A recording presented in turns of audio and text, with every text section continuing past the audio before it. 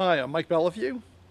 I'm the black powder editor for Guns of the Old West magazine, and today we're going to be taking a look at some big iron, the Colt Walker revolver. Now, this is a replica.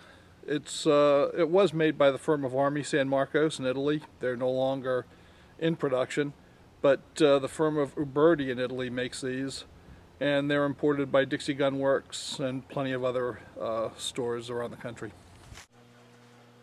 Both in terms of design and really in terms of political salesmanship, the Walker revolver owes a lot to the earlier Patterson revolvers.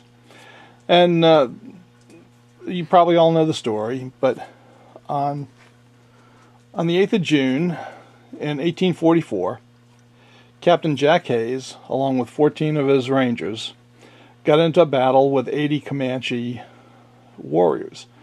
And the Rangers were all armed with two of these 5-shot Patterson revolvers. And they whipped the Comanches good. And from that point on, Texas Rangers were Colt revolver men. And when the Mexican War got going, a Texas Ranger captain named Samuel Walker started corresponding with Colt about getting back into the revolver market, because of course Colt had gone bankrupt over the Patterson revolvers. And Colt was overjoyed by that, and in fact he thought he would get in with his Patterson design, but as Walker corresponded with him, he was pointing out shortcomings in the Patterson that he felt needed to be alleviated before they would have a really functional fighting handgun. And some of the obvious ones, I'm just going to show you. There's no way to cap a Patterson revolver when the cylinder's on the frame. There's no cutout here. It has lots of inherent difficulties. It has a folding trigger with no trigger guard. It's a 36 caliber weapon, so it doesn't pack that much of a punch. 5-shot. There are a lot of issues that the Rangers didn't like, even though that gun was far better than anything they had. So, working with Colt, Walker got Colt to beef up the design. So as you can see, this will be the first Colt that has an actual trigger guard. It has a relief in the recoil shield so you can cap it on the gun. It has a loading lever, albeit a weak one. And it's a massive 44 caliber weapon. Still a single action, percussion cap gun. And it's got some interesting features. Now I'm going to point out some of the mechanical features later, but I'll just show you something that's quite interesting. All of the other Colt revolvers, including the Patterson, the wedge drives out. Whoops, excuse me. The wedge drives out from the right to the left and inserts from the left to the right. And as you can see, Patterson's like that, right? And the later Colts, like this Dragoon, like that. But the Walker drives out to the right and drives into the left. I don't know why they did that, but they did. This is a massive gun. The government specs called for a 9-inch barrel, which this has, and it weighs almost 5 pounds. They wanted 50 rounds to the pound. So this is a 44 caliber weapon, as opposed to the 36s on the Pattersons. And the standard round for this was 50 grains of black powder, topped by a 220 grain conical 45 caliber bullet, or 60 grains of powder and a round ball. And that is just an incredibly powerful load. And in point of fact, this is the most powerful issue sidearm, standard issue sidearm ever for the American Army. And it was the most powerful handgun in the world until the 1930s when Smith & Wesson unveiled the .357 Magnum.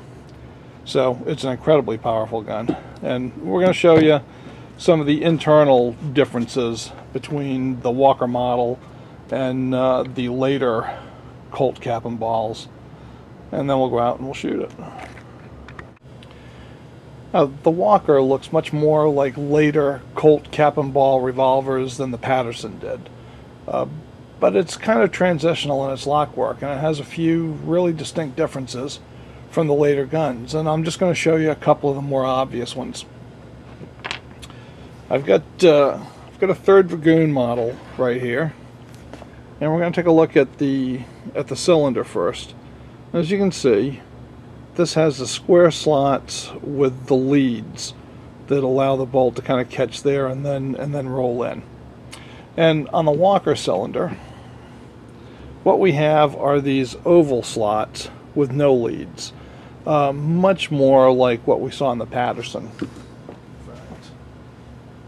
Patterson up here. Now the Patterson had round stops and no leads, and the Walker has these oval ones, a little bit more bearing surface, a little bit of a stronger hold, but still no leads. And one of the more obvious differences on the Walker, and this is a Walker frame, is the spring. And if you look, you see that the spring is this bent compound spring. It's actually held onto the brass frame here, or the trigger guard, by this iron hook.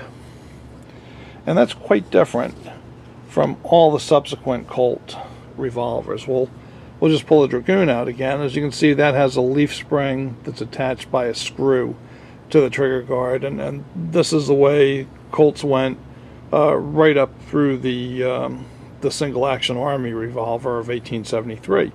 So quite different, more complicated, kind of a pain to get on and off. Another thing I'll show you right here is, see how this is dished? The grip frame is round and it fits into that little dish there. And that is quite different from what we see on every subsequent Colt revolver, where you can see this is completely squared off, right? And that's the way that all of the following revolvers look, but not the Walker. Whoops. Just get that out of the way. And then, of course, though the Walker had a loading lever, right, it didn't have a catch at the front. Now, this Dragoon catch was also not a very good catch, but at least it was a little bit better than what we find on the Walker, right? We've got this dovetailed end piece and a spring-loaded catch right here. On the Walker, what we have in contrast is what's called a T-spring, okay? And you can see right here, it's mounted into the barrel, it's dovetailed in, and it has a little pitot on the end that fits down here inside the rammer, and that holds it up, which works just fine until you start shooting, at which point it all goes to hell. And you'll see that in the shooting sequences later. So those are just some of the major differences between the Walker and subsequent Colt revolver lock work. Now, the Colt Walker, or the Walker Colt, is a massive gun, and we're going to load it up. Now, the original powder charge for this was 60 grains of black powder and a 44 caliber ball. And I've shot that load quite a bit, and I am here to tell you it is extremely punishing on the gun. The originals that were made out of wrought iron instead of being made out of steel like these modern replicas are, many of those burst in the field during the Mexican War, which is one of the reasons why they're so scarce. Only 1,100 were made, but a good third of them blew up in service. And what I found is the wedge here tends to really get deformed using those 60 grain loads. It just gets hammered away until you have headspace problems. So I'm going to load it with 40 grains of black powder and a 44 caliber ball.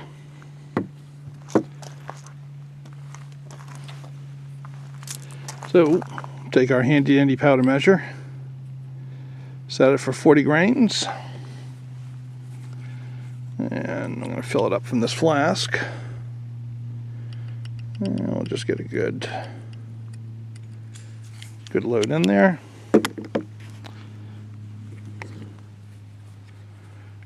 And we'll drop it in.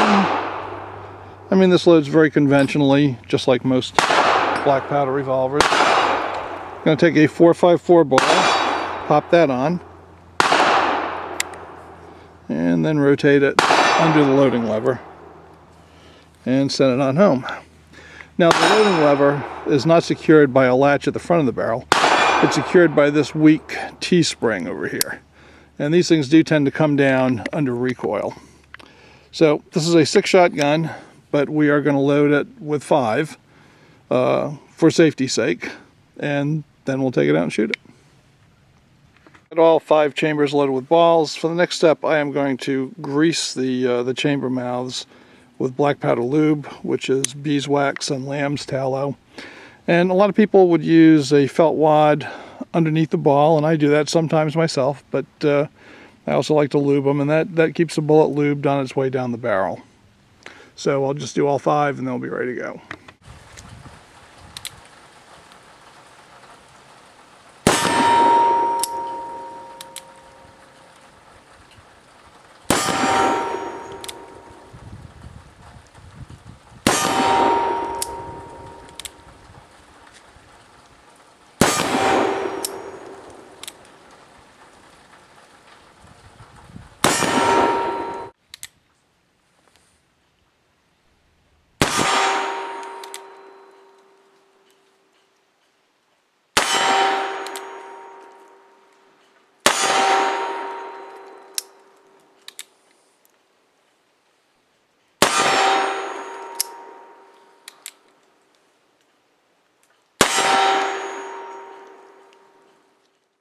And we'll finish off with the bad guy's view of the Walker.